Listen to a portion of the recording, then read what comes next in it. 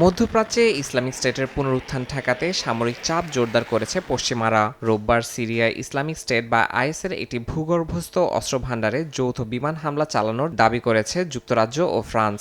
ব্রিটেনের প্রতিরক্ষা মন্ত্রণালয় জানিয়েছে, রয়্যাল এয়ার ফোর্সের টাইফুন যুদ্ধবিমান ফরাসি যুদ্ধবিমান বাহিনীর সঙ্গে এই অভিযানে অংশ নেয়।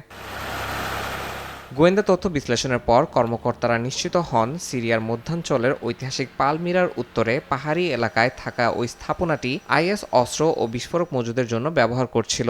গভীর রাতে চালানো হামলায় ভূগর্ভস্থ বাংকারে প্রবেশের একাধিক টানেল লক্ষ্য করে পেওয়ে 4 গাইডেড বোমা ব্যবহার করা হয়।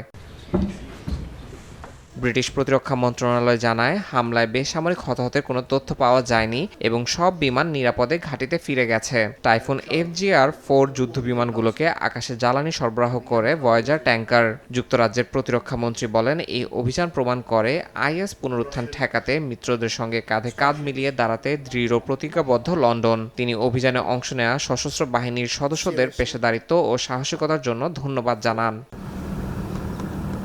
2014 সাল থেকে আন্তর্জাতিক জোটের অংশ হিসেবে সিরিয়া ও ইরাকে আইএস লক্ষ্য করে ড্রোন ও যুদ্ধবিমান ব্যবহার করছে রয়্যাল এয়ার ফোর্স। জাতিসংঘের হিসাব অনুযায়ী এখনও সিরিয়া ও ইরাকে আইএসের 5 থেকে 7,000 যোদ্ধা সক্রিয় রয়েছে। গত নভেম্বরে নতুন প্রেসিডেন্ট আহমেদ আল শারার নেতৃত্বে সিরিয়া যুক্তরাষ্ট্র নেতৃত্বাধীন আইএস বিরোধী জোটে যোগ দেয়। এই জোটের লক্ষ্য আইএসের অবশিষ্ট শক্তি নির্মূল করা। এই যৌথ বিমান হামলাকে আইএসের অবকাঠামো দুর্বল করার একটি গুরুত্বপূর্ণ পদক্ষেপ হিসেবে দেখছেন নিরাপত্তা বিশ্লেষকরা।